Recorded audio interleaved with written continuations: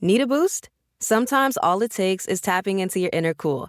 Icebreaker's gum helps you unleash the confidence within. Each chew releases a rush of icy flavor powered by cooling flavor crystals, sending a wave of refreshment to reinvigorate all your senses. Icebreaker's convenient pack fits everywhere, from car cup holders to backpack pockets, so you can find your cool wherever you go. Grab Icebreaker's gum online or at a store near you. You know what's really terrifying? That unfinished college degree lurking in the background, just sitting there, waiting for you. That's where Southern New Hampshire University comes in. With flexible online degree programs, there's no commuting, no rigid schedule, and no more excuses. Plus, they have some of the lowest online tuition rates in the U.S. Visit snhu.edu/morbid to learn more before your degree becomes just another story about what could have been. These long dog days of summer, I mean, we just made it through a heat wave. Mama was parched through this heat wave. I was hitting up Dunkin' every single day, and I will continue to, probably for the rest of my days, but especially this summer. Dunkin' is helping everyone stay cool this summer with its lineup of refreshers. These drinks are packed with bold, fruity flavors and served ice cold. It's amazing. Dunkin' refreshers are the perfect afternoon pick-me-up. I like to start my morning with them personally, and then sometimes I go back for a second one because I'm just feeling crazy. They come in a variety of delicious flavors, including fan favorites mango pineapple and strawberry dragon fruit. And then for a limited time, there's black cherry and there's pink pineapple. I'm going to tell you something right now, and it's a bold claim, let me tell you, but I stand behind it. Pink pineapple will change your life. It is so good. It has me feeling like I'm sitting in a pool, resort side, just living, honey. It's so yummy. Try your favorite flavor with green tea, sparkling water, lemonade, or Dunkin's all-new limeade. I haven't tried the limeade yet, but I'm going to. Usually I get my drinks made with green tea and occasionally lemonade, but I do really like the green tea. Or if you don't want to build your own, try one of Dunkin's curated refreshers like the Cherry Lime Ricky or the Ultimate Pink Daydream.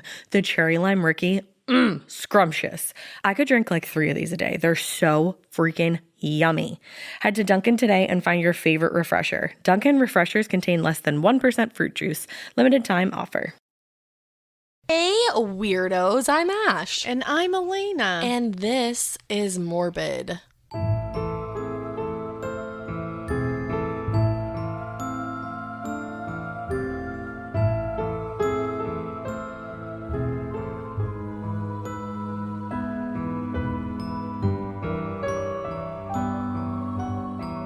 This is going to be very morbid, guys. Okay, I'm like excited for part 2 because I took a shower this morning and I scrubbed. Because I took a shower. I scrubbed all of part 1 off of me, and I'm ready to go back in this today. I'm tapping back in. Well, I think part 2 is going to make you need another shower. Perhaps a bath even. And maybe not want to eat for a little while. Oh, goody. That could be part of it. I'm not really sure. Well, I had steak already this week, so. Oh, good. So you can become vegetarian for the rest of the week. That's fine. That's totally fine. And speaking of that, I just wanted to thank everybody for like sending emails and messages, like, because we had a few questions and a few things that we were a little confused about with like farm life. Yeah, farm life and like the meat like preparing process. Yes. And like we were very confused about him shooting pigs with a nail gun. And we were like, which apparently what is happening? Is not that mean. Well, the thing is, it's not a nail gun. So he would use like a legit nail gun, which is not what you're supposed to do. What it's called is, and I want to thank the people who sent this in. I'm not going to mention everyone's name because not everybody like said clarified that we could. So I don't want to. I don't know what would happen if I said it, but whatever. Their pigs would revolt. Yeah, I don't want your pigs being like, why'd you talk about me? But somebody told me that it's called a pneumatic bolt gun. Oh. Is what they use.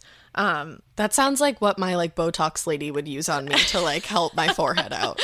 Well, they said it does look and operate like a nail gun, but the bolt is huge. So that, and this is trigger warning. We're obvious. I mean, if you're here, yeah, like, come on. So if you're here, you know what's happening. Okay, yeah. It's Willie Pickton. You heard number 1.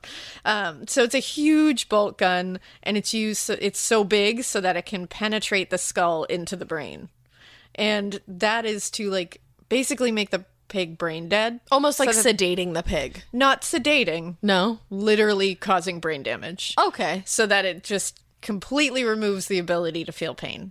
Okay. Sedation would be a very nice way of putting that. But I think everybody should just sedate their pigs I was instead. going to say, I've never been sedated with a bolt gun to my head, but... No? No, I have not. And then the other thing that we were like, because remember we were like, what is slopping a pig?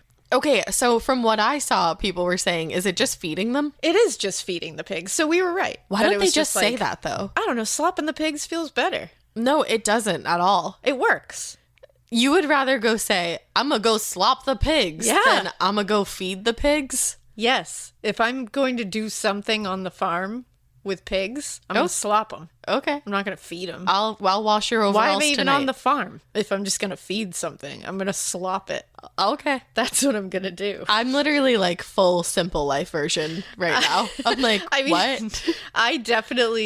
I have never slopped a pig, but I mean, it makes sense. No. So I really appreciate that everybody was telling us that. I do too. We also had a very interesting, like, kind of listener tale that went along with this. And she did say at the end, Hannah, thank you so much. She said you can use my name. Oh, shit. I did not see this. I just wanted to read it real quick because it's very interesting. Hit me up.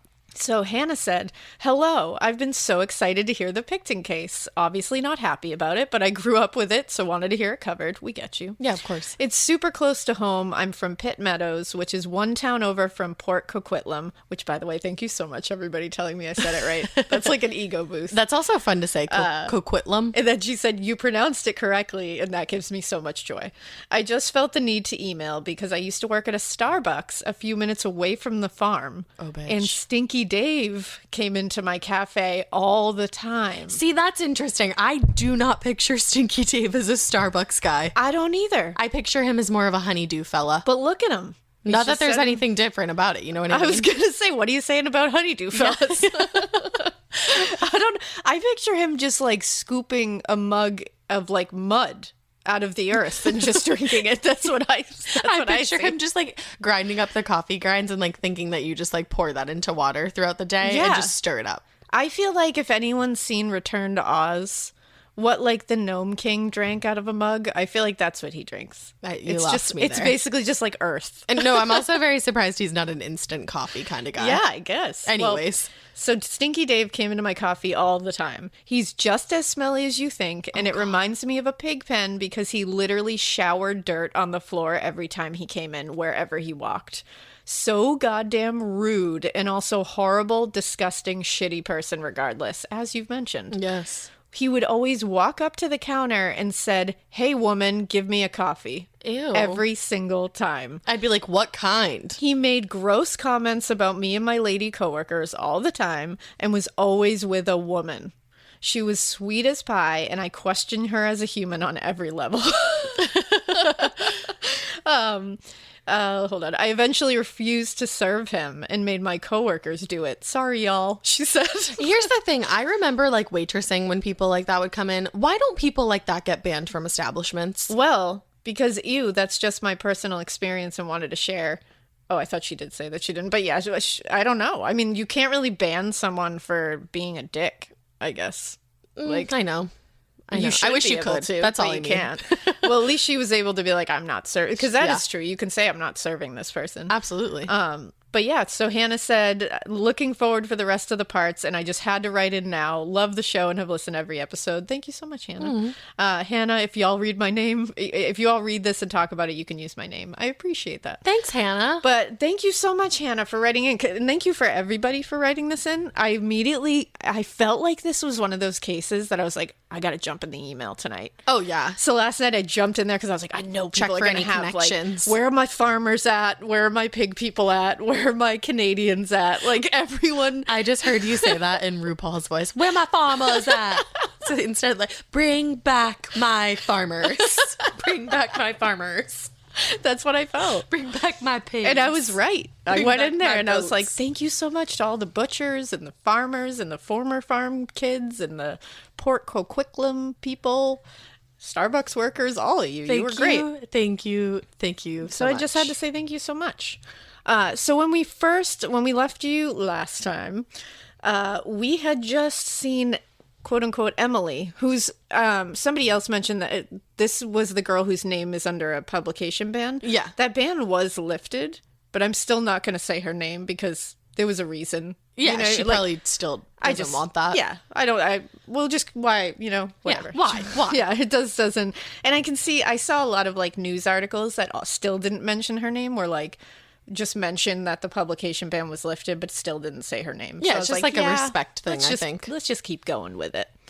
So when we left you, that whole thing with Emily happened where they literally fought each other. Like, Willie had attacked her, almost killed her. Her, like, entrails were falling out. And then he basically got nothing for it because they looked at her as not credible. And he told the yarn that she was just a prostitute, in his words, that robbed him. She was just some bitch. So that's what he said.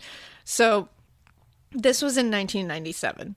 So now we're in 1997. And like we said, there's tons of missing women in Vancouver right now. It's happening, and mostly Indigenous, mostly sex workers.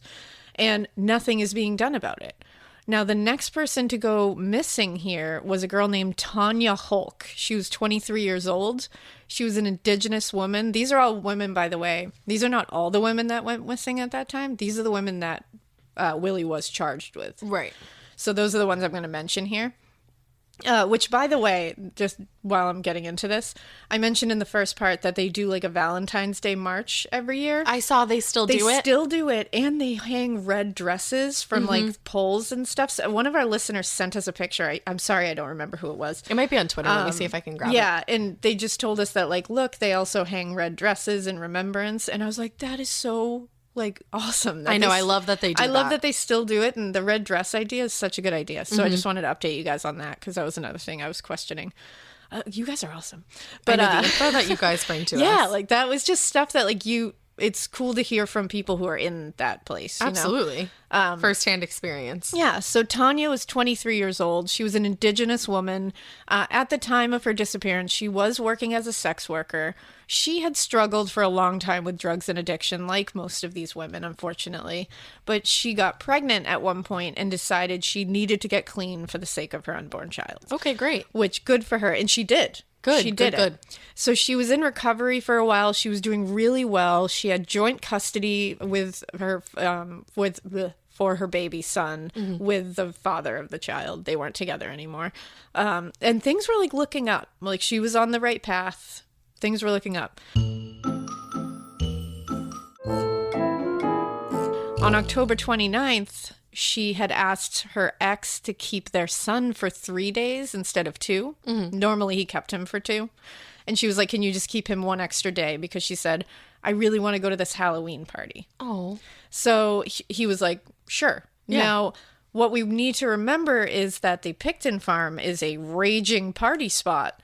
And they have Piggy's Palace Good Time Society happening. Stop. Where they have Halloween parties. They have parties for everything. Yeah. They had a Halloween party that year. So this, okay. This could have been the party that she was attending. Right. So she said, I want to do this. And he was like, no problem. So, November 1st comes. She's supposed to come pick up her son. And he doesn't. And she doesn't. So immediately they're like, this is not like her. Right. Like, no matter what was going on, she would never do this. And we see this as a pattern throughout here, is that the police at the time looked at this as, these are sex workers, they're addicts. Indigenous women are another marginalized piece of society here. And they're looking at it as, well, their lifestyle, they're like drifting around. No one's really in touch with them. Like, that's how they're looking at it. But that's not the case. But the reality of the situation, and what you will see in that book, which I'll link it in these the show notes this time, so you can go get it, because I'm telling you, go get On the Farm. What was different about this is that these women, all of them, had families and friends who they were still very much in touch with. Right. I didn't find any of these women to be totally cut off from everybody, which that's why it's like such a bad, just, you're going in with the wrong idea right off the bat. It's an assumption. It's a really generalized assumption. So all these families are saying, no, we talked to her. Yeah, she's, in a bad way right now. Yeah, she's doing a very dangerous job. Yeah, she's struggling with addiction, but we're still here. We still know where she is. And she's still, at the end of the day, she's even if she doesn't have family and she is out of touch with everybody, that's a human. Exactly. Just like you, just like me, that's a human. But it's like, regardless, they were all connected. Right. And they were all checking in with people. They would go to birthdays for their nephews and nieces. A lot of them had kids that they would never just up and abandon. Right. Most of them were trying to get clean to get their kids back if they had lost them. Like, a ton of them were on the way to trying to change things. That and makes this it 10 happened, times worse. which makes it so much worse. And it makes it worse that it was just assumed that they drifted away. They don't want to be found. That's what, because it's not the case. a lot of these like investigators will, and we'll hear about this soon, that like a lot of them just fluffed it off for that. And then they learned too late that these families were coming forward and being like, no, that is not who, like, you have the total wrong idea of these women. Right. It's really sad.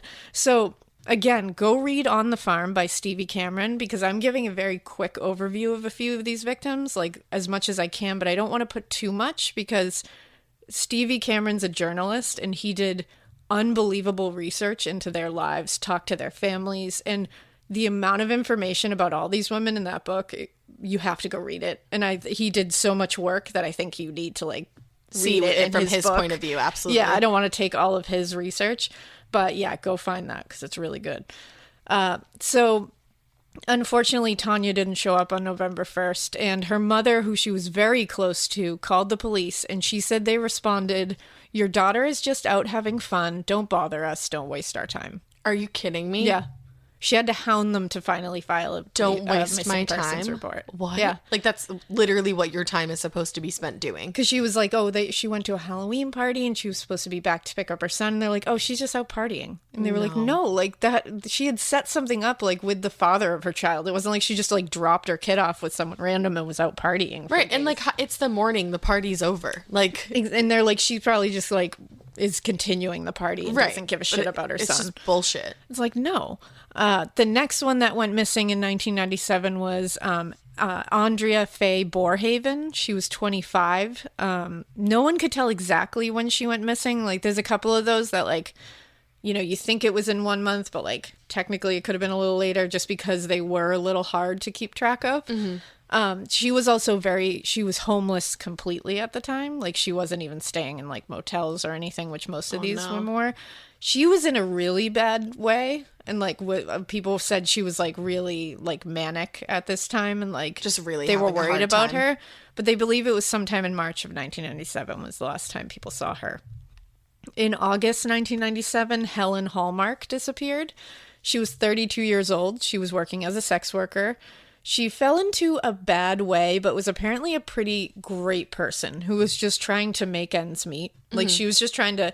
She was a popular cheerleader in high school, which, like, if people always look at it and be like, oh my God, what? But she just fell into a bad path. That's really all it is. People loved her, though. Like, people, like, have nothing but good things to say about her. On a missing persons website, a friend wrote, and this was on, like, missingpeople.net, where you can read a lot about these women, too. A friend wrote, "What I remember the most is Helen always made me laugh. Her eyes would sparkle and her smile was contagious." And Helen also made it a point in her mission to convince younger girls not to go down the similar path that she did. Wow. Like, on the same website, one girl shares and you gotta read it, like, this long story about how Helen basically saved her life by being like, you don't want to do this, and like, you're not getting into drugs, I'm not going to get you into this, do not start, like, put her on a different path. Good for her. So it was basically like, yeah, I made mistakes, but like, Don't I need be to like make me. sure other people don't. Which is, it's just, like, it's so sad. She Like, used her experience to help other people. the next one was Sherry Irving. She was 24 years old. She was living with a fellow sex worker friend at the time. This friend, who I believe her name was Renata, came to her one evening and told her that a guy named Dave had asked if she could find a girl to come to his farm and hang with his brother Willie. So Dave is getting girls for Willie? Well, this was when Willie was still recovering from his whole thing with Emily. quote unquote Emily. So he wasn't really going out by himself at this point. He was sending other people to kind of bring them back to the farm. That is wild. Now, she agreed to go with her friend. She was like, sure, why not? And the two women drove out together with Dave. Willie pointed to Sherry, and that was who he wanted. She went into his trailer with him, and that's the last time her friend saw her, and that's the last time anyone else saw her. Oh my gosh. 1997, the same year, Marnie Frey fell into a bad crowd in her 20s, I would say. Her family had tried helping her, but she just wasn't receptive to it. Like, she was just in a real bad time. Yet. She always called on her birthday, which was August 30th. She always talked to her parents on her birthday. Aww. She didn't this year. And they couldn't find her. And they were like, something's wrong. So they reported her missing, and the case went completely ignored. Officer Dave Dixon with the Vancouver police was one of the people who like tried to really get this heard. There's a couple of officers that I'll mention that like really tried to get somebody to listen to them, and nobody would. Yeah. He was really interested in this case, and he knew he was like, she's murdered. Like, so we need to actually prioritize this. Right. But nothing happened. The same year, Cindy Felix went missing in December. I don't know a ton about her, but there's a couple of them that there's just not a lot of known information. She's one of them. But the next one was Diana Melnick, and she went missing on December 28th, 1997. On January 7th, 1998, Carrie Lynn Koski, a 38-year-old mother of 3, went missing. Oh my gosh. In February, Inga Monique Hall, a German-born mother, and she was also a grandmother. She was in her 40s, was seen for the last time. Oh, my God. In April of the same year, a 28-year-old woman named Sarah DeVries, I believe it is, she went missing as well. It was her family and friends who were going after the police, being like, I know that something bad happened. She had actually been adopted as like an infant into a very loving family who cared about her like immensely. She also had her best friend's name was Wayne Lang, and when he disappeared, Wayne did everything he could to find her, like put out posters, like he even set up like a hotline for like tips and everything. Like, he really tried to find her. They actually found a journal of hers that back in 1995, so a few years before she actually went missing, but very much in the midst of this whole missing women thing. Right. Because they were all terrified. And this shows how much she wrote in her journal, "Am I next? Is he watching me now? Stalking me like a predator and its prey? Waiting for some perfect spot, time, or my stupid mistake? How does one choose a victim? Good question. If I knew that, I would never get snuffed." Oh.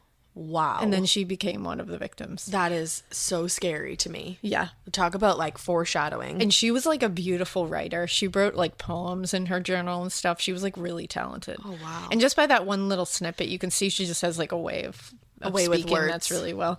So in 1998, this same year, in July, one of the detectives, Lorimer Schenner, I think it is Schenner. I'm sorry if I'm saying that wrong. He took over as head of the missing persons unit in the Vancouver Police Department. So he received an anonymous call while he was there from someone saying that the person responsible for the missing women was Willie Pickton. Oh, shit. This guy calling said he and his friend had seen purses and bloody clothing, as well as IDs in Willie's trailer, and that Willie jokes all the time in really weird ways, talking about killing people, mentioned he knew how to dispose of a body, had insinuated that he had disposed of a body for someone.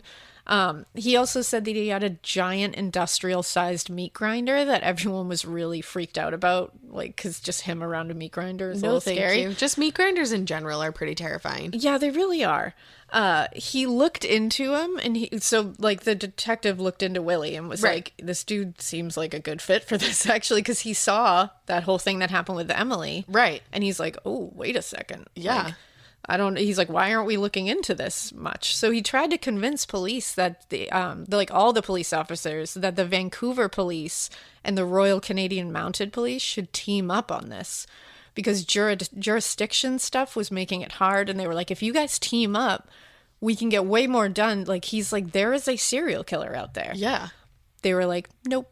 They never want to work together, ever. No. I don't understand it. Like, police forces in general. Egos. It's nuts to me. It's full-on egos. Absolutely. That's but it's like, it is. Can we, like, set our egos aside for the sake of saving more innocent people? No. Like, your ego will go on. Yeah, you can have it again tomorrow. You can. But have it when you're done. Yeah, because this is very clear. But they just don't. The problem is, as we'll see, like, these women just aren't important. They just don't matter to them. These aren't important victims to them. And he and another detective, Kim Rossmo, felt that this was definitely a serial killer. It needed to be taken seriously. They started trying to go to the higher-ups to try to get them to understand this. And they told them basically they were drug addicts and sex workers who just didn't want to be found. Right. And that's it. And the problem was, like I said, they all did have connections to the outside world. And they were trying to prove this to them, being like, we have talked to their families. People know they're missing. People miss them. They've missed appointments. They've missed recovery meetings. They have missed children. Custody things. They've missed court dates. They've missed all kinds of things that you just don't miss. Right. Like, there's a pattern here.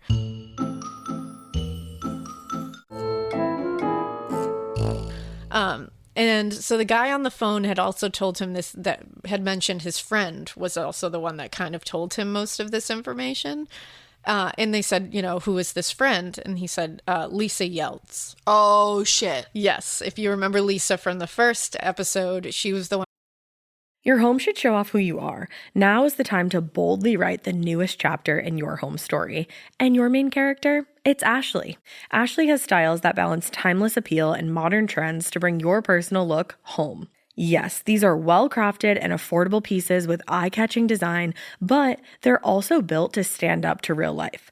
With features like stain-resistant performance fabric, options that are incredibly durable, easy to clean, and stain-resistant with machine-washable covers. Plus, Ashley provides fast, reliable, white-glove delivery right to your room of choice, so you can style your space without any stress.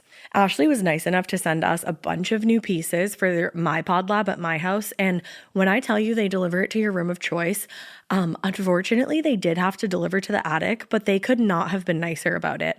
I got, or was gifted, I should say, the Revion Lake sofa and love seat. It's in this like olive colored velvety fabric. It's so nice. I will say it is so freaking easy to clean because if you know me, you know that I have a white cat and a black cat and then a multicolored cat. The white cat loves to just roll all up on this furniture and leave his hair everywhere, but it's so easy to vacuum. I also got the Meili coffee table. So I have that, like I said, in my attic, but I'm ready to order another one for my living room because this coffee table is so beautiful. It has this like antique old money vibe to it. I absolutely love it. And then finally, I got three actually of the core stone end tables. They have little shelves in them so you can dress them up and, you know, kind of like personalize them to your style. I highly, highly recommend all of the pieces that I got. And I just recommend Ashley in general. It was such an easy process to shop with them and the delivery, all of that from start to finish. It was awesome. Visit your local Ashley store or head to ashley.com to find your style.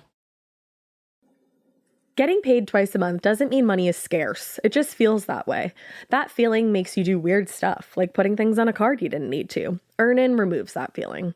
With Earnin, you can access up to $150 per day of money you've already earned, plus up to $1,000 between paychecks.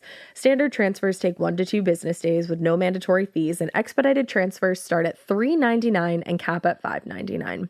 5 million people are already on it, and honestly, it's wild it didn't exist sooner. Download Earnin on the App Store or Google Play, spelled like earning money without the G. Type in Morbid under podcast when you sign up. It'll really help the show. Earnin is a financial technology company, not a bank. Access limits are based on your earnings and risk factors. Standard cash outs take 1 to 2 business days with no mandatory fees. Expedited transfers available for a fee. Tips are voluntary and don't affect the service. Available in select states. Terms and restrictions apply. Visit earnin.com for full details. Who basically became like best friends with Willie. And then like eventually moved herself and her kids away from that farm and was like kind of distancing herself. But she still had the ties right around when Emily. Exactly. When Willie got hurt during that whole struggle with Emily, she came to take care of him. Mm-hmm. So now he's saying Lisa told him there's some weird shit. I saw some weird shit and I don't know what to do. Now, she refused to speak to the police though. That's why he was calling.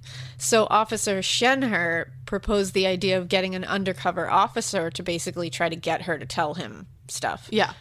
The police rejected this idea. Of course. They said no. Like, what?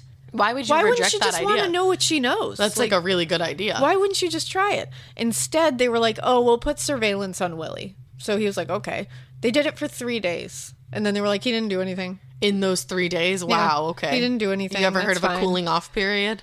And what this particular detective said, Officer Shenher, he said, if these women were from any other walk of life, there would be total outrage. Search parties, volunteers, roadblocks. On a very deep level, a large segment of society and the policing community didn't feel these women were worth searching for, and many people questioned whether they even wanted to be found. That's so fucked and up. This guy, like to this day, I read like a whole article on, I think, BBC about him, and he was saying that he lives with like such guilt because he feels like he failed because he didn't. And it's like he feels that way because he couldn't convince them to take it seriously. And they he was failed like, you. And he's like, I knew it was Willie Pickton. I knew we at least had to look into this. And so many people died because they wouldn't. They wouldn't listen. And it's like, I just want to be like, it's not your fault. Like, you were trying you and a couple of the other ones, like Kim Rossmo and a couple of other ones, tried so hard. And it's those other fuckers that have the blood on their hands. Yeah, here. they failed you. You didn't fail anybody. They failed. Now, Wayne Lang, the one that's the best friends with Sarah, the girl, the like poet who had gone missing. He, like I said, was like setting up hotlines and all that. Well, he got a call on his hotline from a guy named Bill Hiscox. And he said they needed to look into Willie Pickton. Yeah. Willie, Billy, Bobby. So another person is now getting a call from somebody saying you should look into Willie Pickton. Right. Maybe we should go ahead and do that for more than 3 days. And Bill said he had worked for Dave and had been on the farm like a little bit, but he said he worked mostly on like the demolition, I think, construction parts.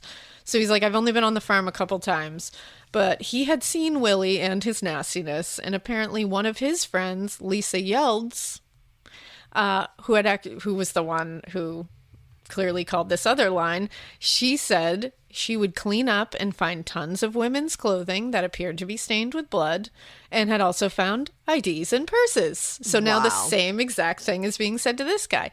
Now, she had brought them up to Willie, this guy Bill said, and now Willie told her to get rid of them and don't ask him any more questions.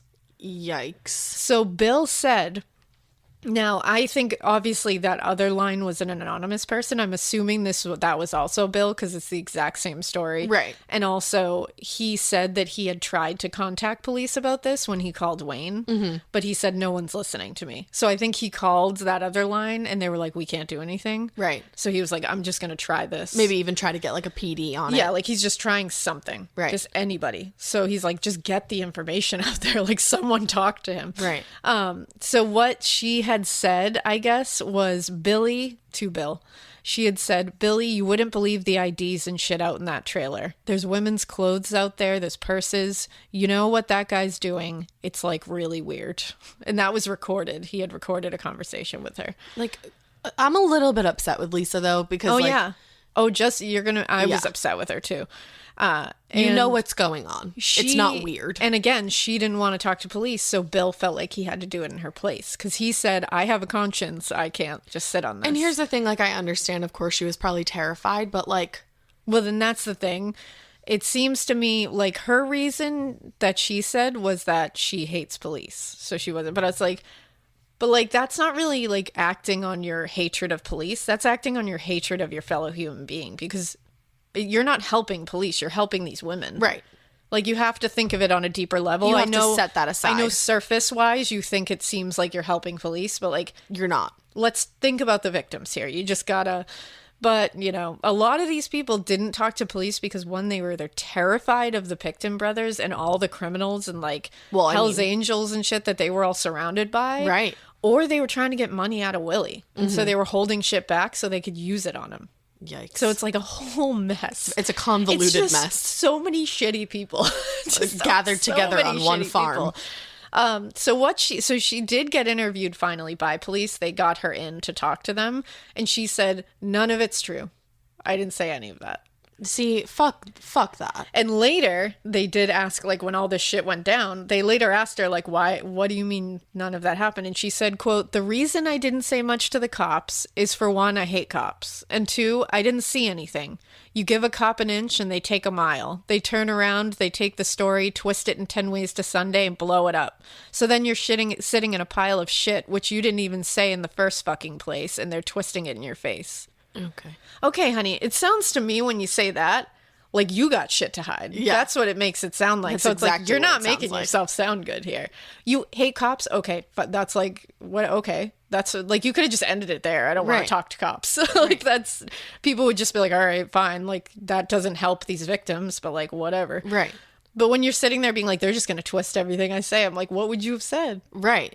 Like, if you're saying, like, this other person did it, why are you thinking they're going to pin it on you? I mean, I think she's cleaning up crime scenes. Let's be real. Like, she knows what she's doing. And she's seen some shit and she's saying nothing. And she doesn't want to implicate herself and get herself time. You're finding IDs. Yeah. Why would he have IDs and She women's knew. purses and bloody clothing? Because he's killing women and keeping their shit. Right. It's pretty clear. Open your eyes, Lisa. Doesn't take, like, a ton of neurons to put that one together. Well, and the thing that aggravates me is like you're gonna tell these people something's going on, but then when it really comes time to talk about it, you're gonna nope. Yeah, that's the thing. It's like Then don't say anything You're at all. running your mouth all over the place until it really counts. Right. And she later said that she believes the meat that she had eaten on the farm or had taken home was probably tainted with human remains. So why would you not be upset about that and want to put that person in jail forever? It's a lot of people who do a lot of bad shit, and they've all got lots of shit on their record. They've all got lots of secrets. So none of them want to talk. And it's like, but you're just like going to let these women just go by the wayside? Like, that sucks. Right. Because of your bad choices. That just really sucks. Right. Ugh. That's why you can't trust anybody. No, you can't. Everyone sucks.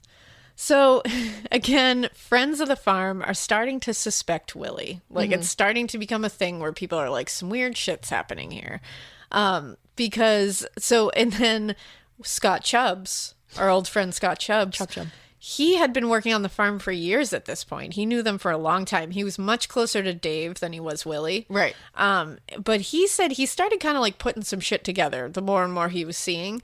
And he said there were, again, women's clothing on the premises that he was like, I know that there's women there a lot and like visitors and friends and But stuff. it's all in And, like, Willie's house. They would often bring sex workers back and stuff. But he's like, why? And then he's like, some of it looks like it has blood on it. I don't know. Like, And why are we keeping it? Like, and jewelry, shoes, IDs, purses. He was things like, you don't leave without. things you just don't leave without. And he said, and I would see women come to the trailer, And I then never I see just them never leave. see them again. I never saw them leave. And he's like, and I always questioned it, but I was like, maybe I'm just being crazy. But That's so scary. I can't imagine being that close to it all. right? And then he said, on top of it, the fact that he's this skilled butcher certainly doesn't, like, obviously butchers are not serial killers, but you add on to all this that he does enjoy pulling apart animals and, Right. like, seems to take it, like, as, like, a very fun, pleasurable experience. He's like cheesing in It's a front of lot. all these dead pigs. Yeah, there's tons of pictures of him with, like, a pig hanging in the background, and he's, like, psyched and covered in blood. Right. Like not okay, the thing that really bothered me was that he wasn't wearing gloves in one photo and his hands he are just never soaked was. in blood. He never was. Oh. In fact, some of the people who said that they went to buy meat at points would like see him like handling the meat, and they were like, he never wore gloves and his hands were fucking foul, and he's Yeah, like filthy. So a lot of people that I saw in articles were like, and I was like, no, I'm not buying meat from there. No. Just simply because he was so foul looking. Like contamination Yeah. and shit. Like, ugh. So in February of 1999, a kid named Andy Bellwood showed up at the farm, because this farm has become a thing now too, where like I said, you're down on your luck, come work at the farm. Mm-hmm. You're in recovery, come work at the farm. You don't want to be in recovery, come work at the farm. Like, you're a criminal trying to run away from the law, come work at the farm. So, and they're just going to let you sleep somewhere, wherever. Right. There's lots of places. You can sleep in the back of a pickup truck on the property if you want. So Andy Bellwood comes up the farm. He had just gotten out of rehab. He needed a place to chill. He wanted to get back on his feet. And a friend had set him up to chat with Willie, because he was like, maybe this guy can give you just like a job in there, because he's always giving people jobs. He's got tons of money. Yeah. Maybe it'll help just keep your mind busy and Right. keep you on the right On the track. straight and narrow. No, so he was doing jobs for Willie around the farm. He was doing some of the other stuff. And then he's just kind of like hanging, and he's staying at the farm. Uh-huh. Now, 1 month later, and 1 month into him staying, Willie like randomly came into his room, he said, and he was watching TV, and Willie just like comes and sits on the bed next to him and No, was thank like, you. hey, do you want to come downtown east side with me to like the low tracks, which is what they called like the place where you picked up all the sex workers, the low track. That's nice. They said, do you want to come with me and pick up some sex workers? And Andy was like, yeah, no, like, I'm good. And he was like, I just wasn't into that. Like, he It's was not my like, thing. he's like, I knew they all did it. I just like didn't want to do it. Yeah. So he was like, no, I'm good. So Willie got like pissed that he didn't want to come with him. And while Andy's sitting there watching TV, he said that Willie just kind of like started telling him what his methodology was, basically. Like he was like, and this is exactly what Andy says, quote, he told me he would pick them up downtown. He would draw them in with drugs or money. He had difficult times getting them to come to the farm because of, you know, they're very nervous about going out to that area. Yeah, if he could entice them to come to the farm, of course, being drug addicts or whatnot, it would be an easy way to get them to come to the farm.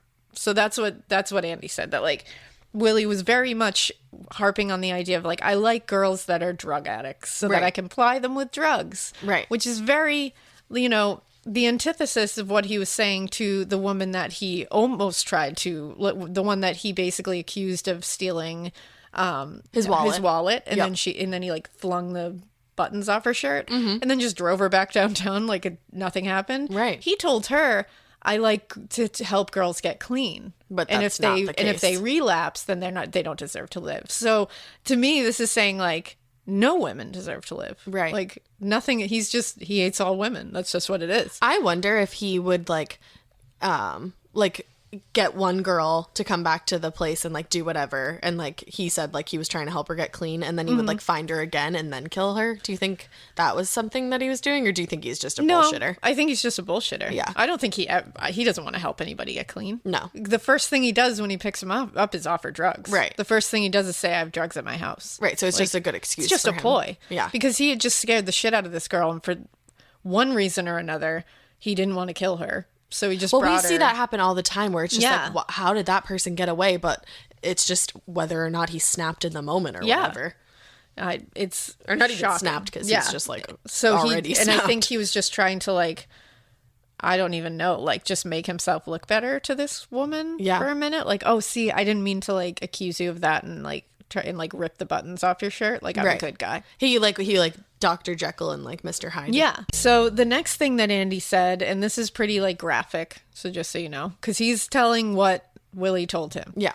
He said, quote, he would put them on the bed, bring them into his room. From what it was explained to me, do them doggy style on the bed. Ew. That would be have the woman on her knees with her face facing the bed. Doing The Sherwin-Williams summer sale is here. Get 30% off select paints and stains or 35% off their newest product, Emerald Symmetry, July 17th through the 27th. Whether you're looking to refresh your interior or your exterior, they've got the colors to bring your vision to life. And with delivery, getting everything to your door is easier than ever. Shop online or visit your neighborhood Sherwin-Williams store. Retail sales only. Some exclusions apply. See store for details. Delivery available on qualifying orders. Every good detective needs a partner to support them on important cases. Think of a State Farm agent like your sidekick, there to help you along the way in your search for coverage. State Farm can help you choose the coverage you need, whether it's for your home, car, boat, or even RV. With so many options, it's nice knowing you have help finding what fits for you so you can get back to solving all of life's bigger cases. Go to statefarm.com or use the award-winning app to connect with a local agent and get a quote. Like a good neighbor, State Farm is there.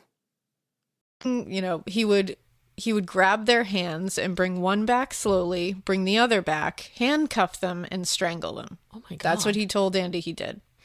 He also mentioned that Willie said he repeatedly told these victims the entire time, it's going to be all right. Things are going to be okay now. Ugh. That's what he would say while it was happening. And he would also say, that's a good girl.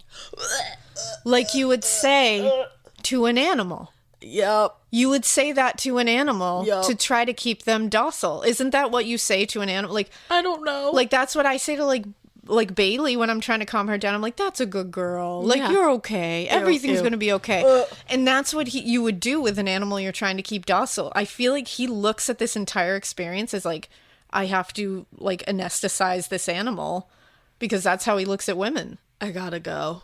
It's insane.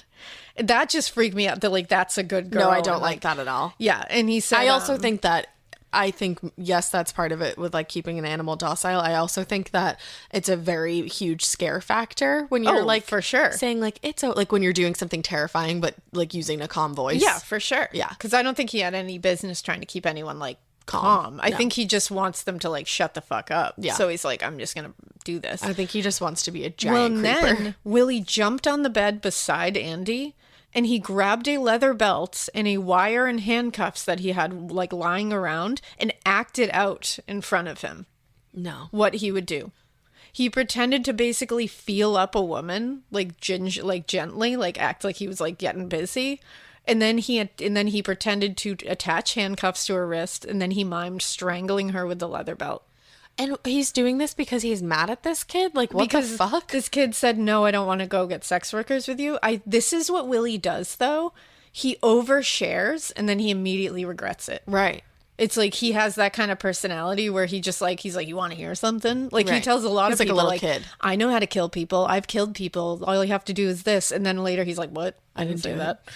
But then bizarre. He told Andy, do you know how much people bleed? You wouldn't believe how much people bleed. And then he said, after that, I take them to the barn, hang them, and gut them. Oh my God. Like a pig. I mean, like we've said this entire time, there's how many people coming in and out of this farm. Somebody had to have seen a body hanging Oh, there. for sure. Well, and then he said the pigs will eat anything, and whatever wasn't eaten by the pigs would be taken to the rendering plant. So Andy's like, cool, bro. Thanks for that information. Like, and he's terrified. And at this point, Andy was like, I'm leaving. Bye. Yeah. So 4 days later, Andy was taken to the side by 2 of Pickton's friends, and he was mercilessly beaten. Oh, no. And it's because Willie, all of a sudden, said that he thought Andy was stealing some of his tools. Oh, yeah, So he was like, beat him within an inch of his life. And they did. Wow. So and it's just insane. So he believed it was Willie's way of warning him to keep his mouth shut. You better obviously. shut up. And Andy had enough after that. He took the next ferry to Vancouver Island and he never looked back. That was it. I don't blame him. And then until he came forward and was like, I got to tell you guys my story. I mean, I do have to say he should have told the story a lot sooner. But for sure. I understand that he was beaten within an inch of his life. Scary. So I get that. And the poor guy, I feel like, I mean, I don't know a lot about Andy. Maybe he's not a good person. I don't really know.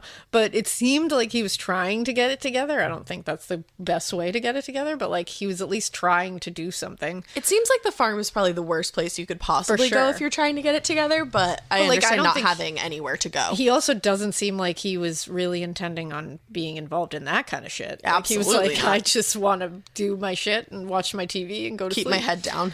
Now, I had mentioned before that Gina Houston and Dina. Yeah, that Dina had called a woman named Lynn who had hung out at the farm. And that she had wanted her to meet her and Willie, and that she was sure that was to kill her. And you said that was going to come back. Well, now we're going to meet Will Ellingson. So she was an addict who had come to work and was trying to basically... She was not trying to get better. Like, she was not trying to get into recovery or anything. Ready. She just had heard that Pickton's farm was a place that she could get lots of drugs. Okay. So she was really there for the good time. Yeah. Not a long time, just a good time. Okay. So she came to work for them and actually increased her habit exceedingly. Because it seems like that would be the place to go if you needed to. Yeah, for sure. One night, Willie asked her to come pick up a sex worker with him. And he was like, I think that the girl will be like chilled out by you being in the car, like, and will be more likely to come back with me. And I'm sorry, is this a sex worker too? She did work, I think, at some point, but she's not at this point. Okay. Yeah. So he was like, can you just come in the car? Like just it'll help having a woman. Yeah, they'll feel a little more, because they were starting to get a little weirded out by men. They were being more like choosy and stuff. Because remember, they're all working together now, and he's on the bad date list. Right. So she was like, all right, cool, I'll come with you. And they picked up a woman. The woman was immediately kind of like soothed by Lynn being in the car, so it kind of worked. Yeah. When they went back to the farm, they like separated. Lynn was like, all right, bye. Do your thing. Yeah, go do your thing. And Lynn went into her room, and at this point, Lynn was in the same trailer as Willie, and it was like a bigger trailer. So she had a room at one end and his was at the other. So she went into her room. The woman and Willie went into his bedroom. And Lynn said she was just hanging out in her room. And then she thought she heard a scream outside. So she ended up making her way towards Willie's room to see if they had heard her or if something was happening. And they weren't in there. And so she was like, what the hell? So she looked out the window and she saw a light on in the barn where the slaughtering happens. Right. And it was this weird, creepy little like bulb hanging from the ceiling kind of thing. Oh, like swinging around. Like Texas Chainsaw Massacre. Yup. She went out there and she says she saw a woman hanging dead from the hook that they hang the pigs from. You would never be the same. She said, and I quote, "So I just started walking to the barn. As I started approaching the barn, there was a really rude smell. It was awful. I got to the front door, the doors of the barn, and pushed the door open, and all I could see were these legs, these feet dangling.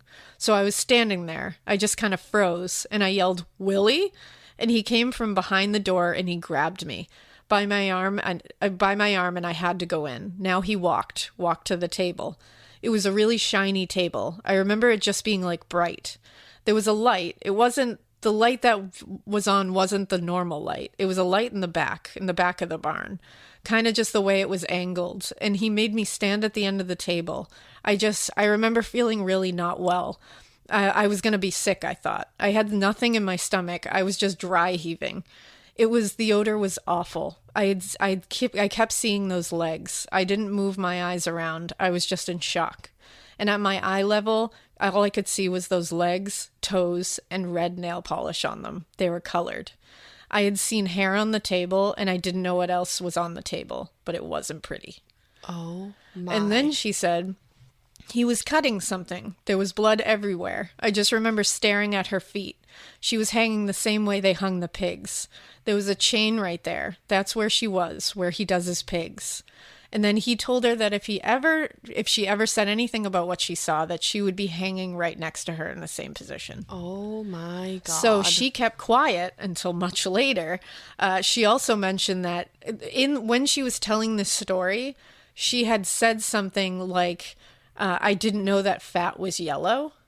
Oh, okay. And so because later what we will see is she does what everyone else does and doesn't want to talk about it and denies it. What the police said, though, was that initial statement where she said, "And I didn't realize that fat was yellow," is pretty telling because a lot of people don't know that fat is yellow, and that's just something very specific, right? That you wouldn't say unless you saw it, right? You know what I mean? Like that's a very like visceral thing to say. Yeah, yeah. Like you wouldn't, if you're making that up, you wouldn't just be like, "And I didn't know fat would," like that's a weird thing to add to. It's a strange detail. Yeah, so that kind of gave credence to the fact that it was true. The fact that she saw that. Yeah. And the red nail polish. I know like that her toes were colored. Like you and I always wear red nail polish. Yeah, it just freaks me. And it's just so like, you think of that woman painting her nails. Like it's just like a very simple that's just like day-to-day. Something a lot of us do, and that sucks. And it's like it's a very self-care kind of thing. It is, like, and it's like I don't like it. And it's like the last time she painted her nails, she had no idea that that was the color she was going to die wearing. Right. You know, there's something about that. So. Police were now hearing that like sex workers in the area were working together, that they were trying to help each other out. They learned about the bad date list and they soon discovered that Willie was on it. So now they're starting to put a little bit more together, being like, all right, we're hearing his name a lot. So in January 1999, Jacqueline McDonnell, only 22 years old and a mother of one, she went missing. She had actually, like some of these other women, had actually been in recovery and gotten clean when she was pregnant, but unfortunately it fell back into it when the baby was born. Yeah. She had moved back into the low tracks working as a sex worker again, and she started using again. She had plans to get clean, and people who knew her like really believed that she had the potential to get there because she was only 22. They were like, you've got a whole life ahead of you that you can make this turn work. around. And the problem was she had stopped coming to a woman's resource center that she had been consistently visiting to try to get on the better track. She stopped showing up. People immediately knew something bad happened. The next one to go missing was 32-year-old Brenda Ann Wolfe. She, no one's quite sure what month she went missing in because it's a little like weird. She had also been struggling and was attempting to regain custody of her son. She had also gotten clean while pregnant, but had fallen back into it. She was known as a wonderful, kind person. The next one was Jennifer Lynn Ferminger. She was an Indigenous woman. At the time, she was working as a sex worker. She was given up for adoption at birth, but was adopted by a loving family. She just fell in with hard crowds, like early on, like lots of drugs, lots of partying early on. She had an on and off boyfriend at the time named Noel Paris. And he said about her, quote, Jenny's idea of a good time was to sit cross-legged on a couch and read a good book. Oh. He said he had actually seen her on the street corner the day that she was last seen. He didn't see her get into a car, but he saw a cop pull up next to her and like talk to her and then leave. And then she was gone after that. He reported her missing 3 months later because they weren't dating at the time, so they weren't in constant contact. But he said he was having trouble getting in touch with her because she was like seeing someone else. And he said, so it took 3 months because he was like, by 3 months of like not being able to get in contact with her at all, he was the one who filed the missing persons report. But they basically were like, yeah, I don't know what to tell you. The next one to go missing was March 2nd, 1999, Georgina Papin. She was drinking at the Astoria Hotel with Willie Pickton. A friend, Sharon Baptiste, said that she immediately found him creepy and weird when she saw him. She was withdrawing, and he actually gave her $20 and told her to go get drugs and come back. So he's not trying to get these women clean. No. She thought he was creepy, but she was like, cool, I'll just take your money and Like, I'll go thanks, get the bye. drugs. And she didn't return. She did because he gave her the money and said, go get drugs and come back. Yeah, you think I'm coming back? Yeah. Bye. She heard that Georgina left with him, and soon after, no one saw her again. Right. So Scott Chubb later said he had also seen Willie with Georgina that night. And he said a couple of days after this, this girl, what was her name? Sorry, Sharon, went back to the Astoria, and Willie saw her and screamed at her for taking his money for drugs and not coming back. And then he punched her in the head. Oh my God. Like punched her in the side of the head. And just in the middle of this bar? Yeah. Because these What? are the kind of places that like no one gives a shit. That's nuts. It's just violent and horrific. Yeah. Like punched her in the side of the head because like Nobody days did. before he had given her money and what? Like nobody does anything about it. no one does anything about it. And these women aren't reporting things like this because it's just Because they know it nobody's going happens to all help the them. time and no one's going to do anything.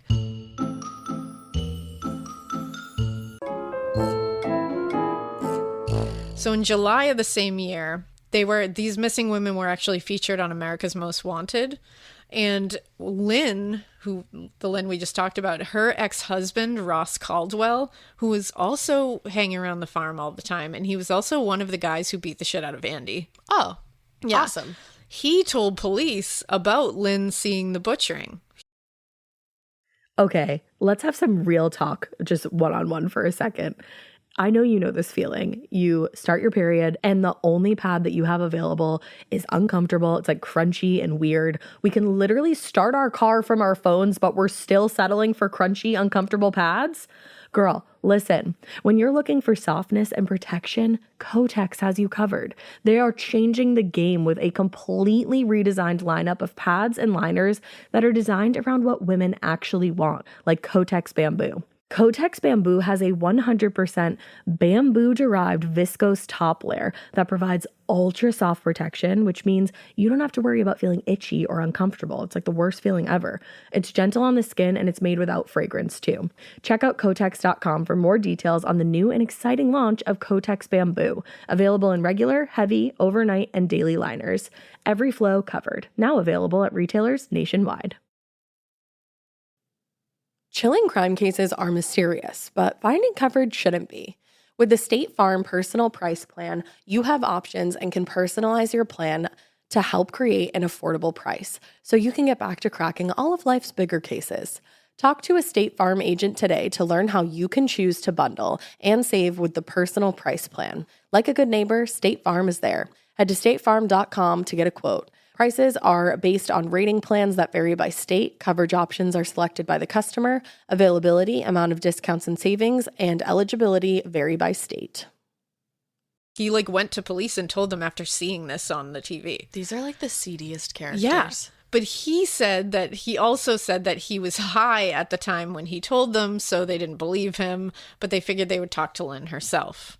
This is when she denied, just like Lisa Yelds, but they noticed that whole yellow fat thing. This is when they were like, huh, like that's weird, because they had actually tried to make her feel like sympathy for these women by being like, they must have suffered so much, like, you know, don't you want to end this suffering? Like more women could get there. And she got really upset.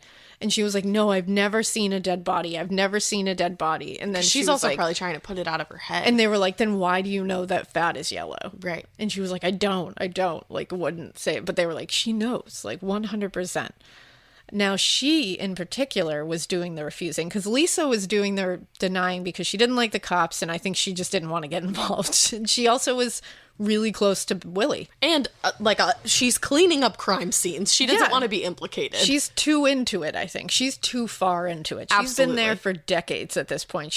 Her hands are She's probably worried that if Willie goes to jail, she might end up with jail time. And she had kids, so I don't know if she was just trying to be like, whatever, I don't have anything to do with it. And put your nose to the ground. And she was bonded with Willie, too. They were like siblings. Right. But Lynn is a little different. Mm-hmm. So Lynn's reason for not doing this was that she was going to use it to blackmail Willie. Because she went back to him and was like, I didn't tell them what I saw, but you know what I saw. So you're going to pay me money every week. Good. And he did. Well, not good. I shouldn't have said that, but you know what I mean. And he did. Yeah. He started paying her a shit ton of money every week for her silence. But that's actually not, now that I think of that, like, come on. Like, you're just using this as a way of making money. You're all shit people. Yeah, that's actually very shitty. Every part of this is shit. Yeah. Now, at the end of 1999, a sex worker named Tiffany Drew went missing. Her friends all had a buddy system for Johns at the time, and she had not called in when she was supposed to. They were on a very strict system, and she didn't call when she was supposed to. So and she had never come home that night. So they were like, nope, something's wrong.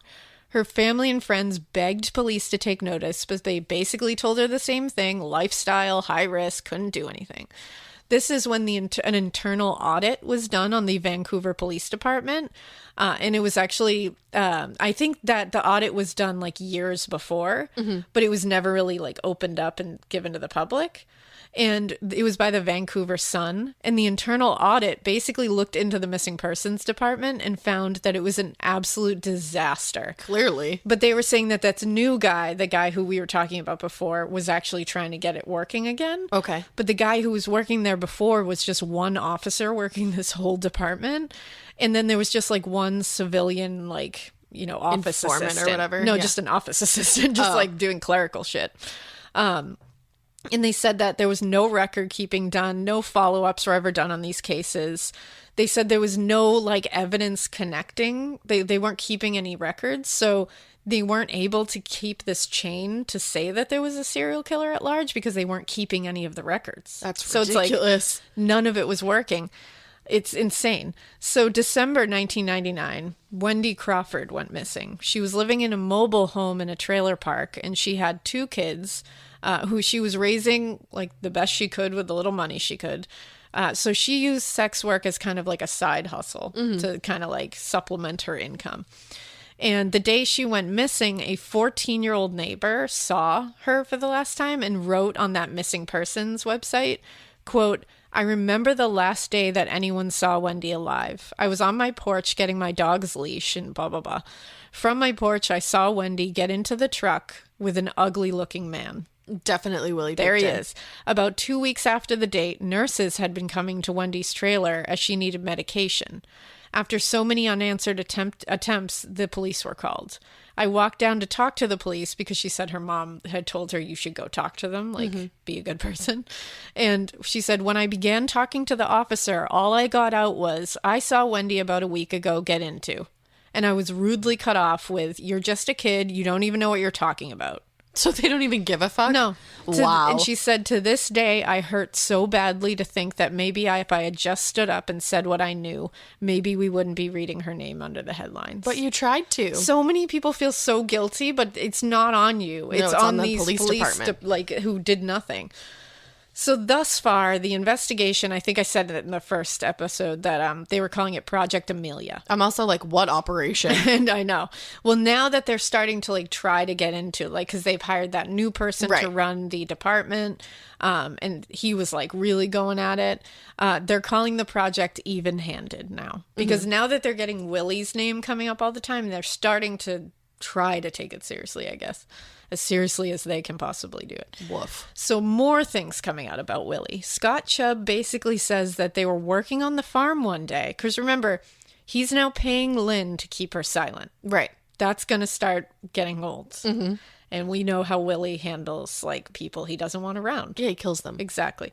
So Scott Chubb said that they were working on the farm one day. And he said out of nowhere, Willie basically offered him to hurt Lynn. He said he was sick of paying her. And he said he offered him $1,000, which is like, what? You have a lot of money, dude. And told him, and this is horrible, he told him, you know, I once injected antifreeze into someone. What? And he said they just died right away. And then he said, so if you do that to someone who's just a junkie, the RCMP will think it's just an overdose. Oh my God. So he was basically telling him to go inject Lynn with antifreeze because it will just look like she overdosed. That is insane. And Scott Chubb was like, nah, no. I'm not going to do that. In 2000, it was slightly quieter, the missing girls. Mm-hmm. But then people were starting to understand the pattern that was happening every year because the police were going, oh, it's done. We don't have a lot. So I think he's gone, guys. Everything's fine. But people in the area were like, no, it really picks up in the holiday season. That's when people start going missing. And they were right. Because there's more sex workers out trying to like pay for gifts or I don't know. Or? It just happened to be like, it was happening throughout the year. But they were like, just wait. Like the holiday season, it's really going to pick like up. A spike. Yeah. So in 2000, they were right because at the end of the year, Dawn Cray, Debra Jones, and Shara Abraham went missing. Boom, boom, boom. Mm-hmm. This is when things went into overdrive for Project Even-Handed because now they're real fucked. So at this point, Willie was a prime suspect. They finally moved him into like, okay, he's probably the guy. So they made it a priority to look into people that were charged with crimes, particularly violent ones against sex workers in the area. This is why he became a priority because obviously we know the Emily story. And also because he had an isolated, disgusting farm that attracted the worst kind of people on planet Earth that he could take people to that he could do whatever he wanted to. Yeah. So they were like, he's got motive, he's got means, he's got a history. We know. You know? And also the fact that he was on the bad date list for sex workers is not helping his case here at all. And on top of that, I didn't even think of it. But wait, there's more. I'm also thinking he also had an endless supply of cars that he can use. He's using a different car all the time. This is very, like, reminding me a little bit of The Little Things. Yeah, it really does. You're right. Now, in the beginning of 2001, Patricia Johnson, Heather Bottomley, and Heather Chinnock went missing. That was just in the beginning of 2001. By June 1st, 2001, Andrea Jonesbury went missing. She was staying at the Roosevelt Hotel, and this was another place that Dina had tried to lure women out to the Pickton farm. She would, like, hang around there like a creep. And she had started, so Andrea had started a methadone program and was actually doing therapy, going to all her appointments. She was trying to get clean. So she was trying to get it all together, but on June 5th, she didn't show up for her methadone treatment. And her doctors immediately were like, nope, she's been coming and she's on a good trip. Like, she wouldn't miss this. Right. So they sounded the alarm bells, and they informed her family. They were like, something's wrong here. Yeah. So her brother actually went to the downtown east side to search for her. Because again, they have people who love them and care. And he and police spoke with the men who ran the Roosevelt where she was staying. And one manager said that she had left the previous evening, but it was pouring out. And the manager had warned her, maybe you shouldn't go because it's bad weather. And she said she would be fine. She was just going to go to Coquitlam. Mm-hmm. And so the doorman at that same hotel said he had heard Dina on the phone at the front desk arranging to get Andrea out to Willie. Oh, shit. So they were like, that's definitely who It's so crazy to me that he had all these women working for him to get other women. Yeah. I can't imagine calling and being like, hey, girl, what's up? You want to come to Willie's tonight? Like, knowing full well that this guy's a piece of shit. Knowing exactly what's going to happen. Right. Like, that is so fucked. I mean, even not knowing what's going to happen, I can't but just imagine knowing doing that he's disgusting and that, like, he's not a good guy, Right. even if he's not a murderer. Like, what are you doing? why are you bringing them out to this hellhole? Like, that, ugh. There's plenty of other jobs. But they're just looking for money. That's Quick all cash. they're looking for. Now, here's another, because there's a few close calls in this case, and here's one of them.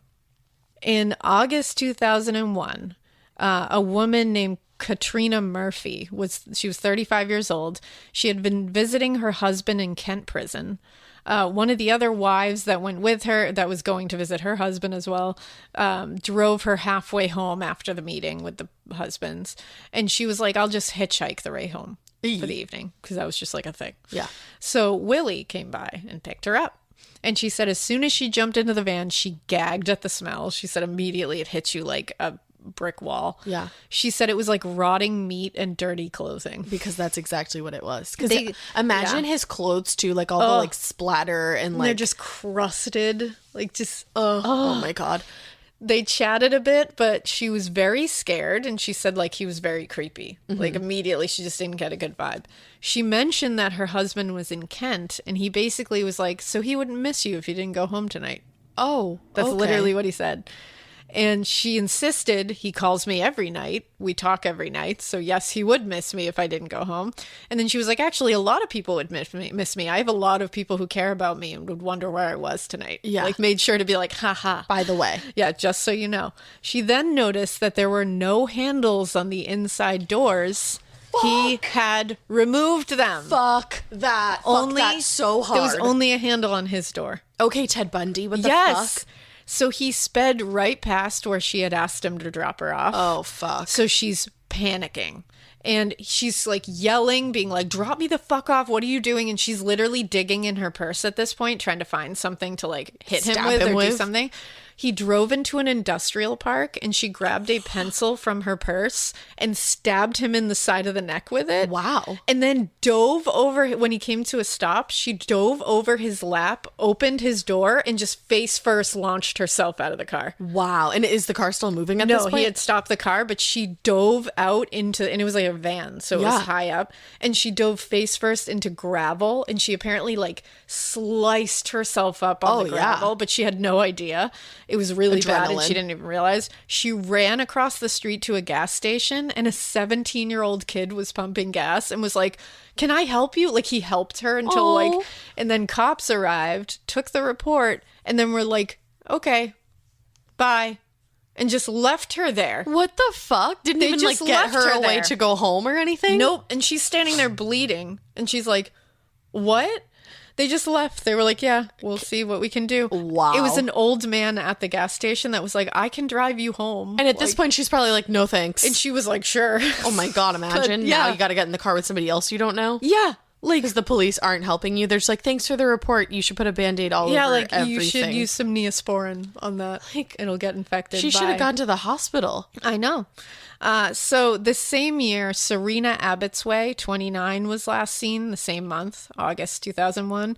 Diane Rock, 34, was gone on October 19th. And Mona Wilson, 26, was missing on November 23rd. The same year, there's another close call. Terry Grattan was offered $100 by Willie to come back to the farm, and she accepted. She said that there were 2 other women in the truck when he picked her up, and the smell was so bad that she started choking. Wonder if it was Dina and Gina. She actually had really bad asthma. Like, she actually had to, like, use oxygen at times.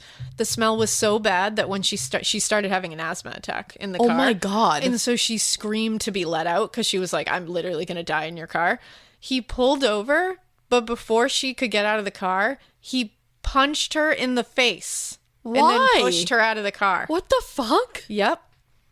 And she didn't report it because she was like, Nobody's going to do care anything. anyway. Oh my God. Yeah, punched her in the face in front of the other women. So 2002, he was really high on the list of missing women at this time. At this point, they're putting the case together, but they have no way of searching that property unless they have a firm reason. I mean, You know, like I could they're- think of 40. I can too, but it legally But they don't know. They need a reason to go search this property, like totally. Mm-hmm. Well, Scott Chubb's comes in. He was still trying to get his information taken seriously by anyone who would listen. So he approached a rookie cop by the name of Officer Wells, and he told him, he's like, I know you guys are trying to get on that farm. And he was like, would the fact that he has illegal firearms help you get a search warrant? And they were like, yeah. Yep, it sure would. Thank you. So they sent him back and had him find out where the firearms were, which he said was like the scariest thing ever. Yeah. And then he called and was like, yep, they're here. And I can tell you exactly where they are in his trailer. And they were able. So he told them Willie had 3 guns in his trailer. And he said, he also made sure to tell him, too, about how Willie had told him he injected sex workers with window washer fluid and antifreeze. The fuck? So the RCMP were finally like, we have a reason to search. Like, yay. Finally. At least partially. At least for firearms. And while we're there, we can take a peek around. So, oh boy. They were able to get a search warrant. Okay. They searched, and they found way more than what they were bargaining for. They literally rammed into Willie's trailer because he saw them coming and was like, what the fuck? And then just got in his trailer and locked the door. And they were like, we're just going to open that. Yeah. So they just rammed through. They arrested him immediately so that they could search.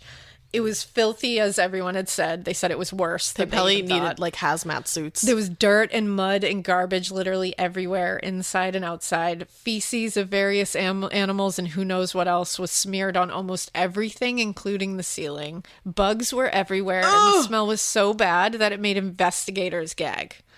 What they found in there, just on first, we're looking for firearms, so they can't touch anything, and they can't take anything else. They're there for firearms, right? Which they found, but they also just peeked around, of course, and because they were like, then we can get another search warrant because he's arrested now, right? So what they saw upon their initial search was women's IDs, women's clothing, at least 2 pairs of fuzzy handcuffs, with one being tested positive for blood on it, zip ties, 2 dildos, a box full of kitchen knives by the bed, papers with missing women's names on them, a gun.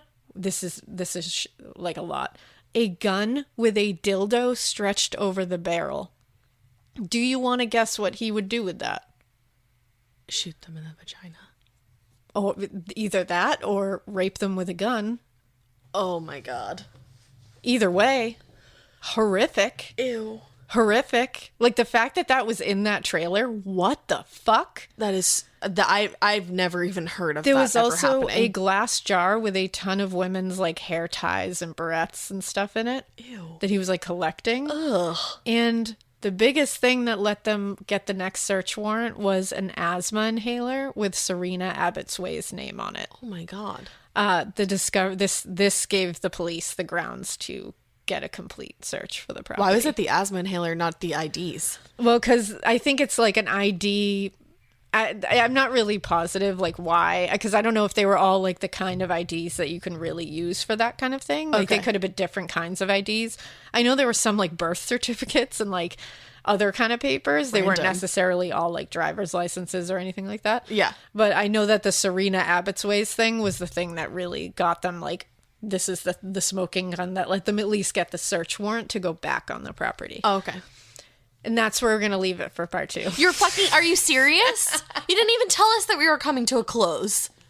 We're going to leave it at I am everybody in their car or cleaning in their kitchen or like that just put their kid to bed and like is drinking a glass of wine and is raging at you. Don't worry, because the next part is going to be ad-free. Yes. And it's going to be a bonus episode. Yes. So you're getting 3 episodes this coming week because I knew I had to finish this one, and Ash has 2 really good cases. So we were like, well, you get them all. Oh my goodness. What we're going to talk about next is that this is the biggest search in Canada's history. Wow. Like, crime scene search.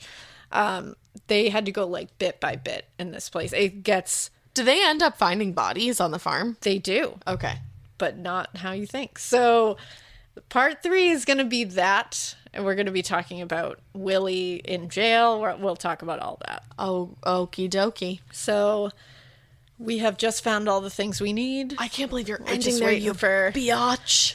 Waiting for the next search warrant. Oh my God, I'm going to read part 3 before anybody else. Ha ha ha. All right. Well, you can find us on Instagram. At Morbid Podcast.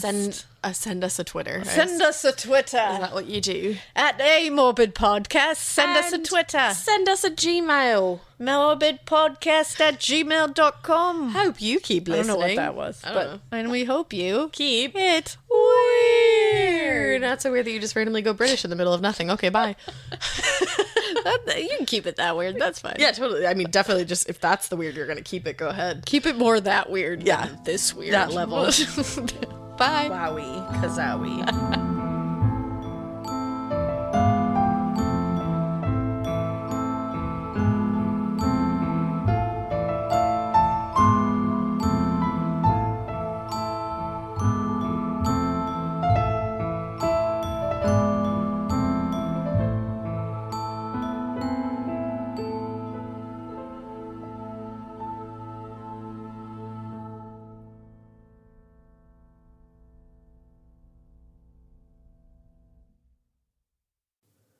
You know that feeling when you come home late from work and those puppy dog eyes just pierce right through your soul? Or when you're packing for a trip and your cat refuses to leave your suitcase? Yeah, we've all been there. Pet parent guilt is real. And you know what? It's completely normal. That's exactly why Hill's Pet Nutrition exists. They understand that being a pet parent means being human, with all of our imperfections and daily juggling acts. Hill's science-led nutrition helps you give more love than humanly possible. Whether it's those long work days or trying to balance attention between multiple pets, Hill's Pet Nutrition gets it. They've created science-based nutrition that supports your pet's lifelong health so you can feel confident even when life gets hectic. Because you're only human, there's Hill's. Science does more. Ready to let go of the guilt? Find the right food at hillspet.com/podcast. That's hillspet.com/podcast. Do you remember in school when your teacher had a favorite of everything? A favorite marker, a favorite element, and yes, even a favorite student? Who wasn't me, so let's move on. I want to talk about their real favorite thing. Kleenex tissues. According to teacher lists, Kleenex is the #1 facial tissue trusted by teachers. They're silky soft, help prevent skin irritation. And now, with Kleenex Snap and Go, you can take them anywhere. Stock up on the ultimate classroom favorite. For whatever happens next, grab Kleenex.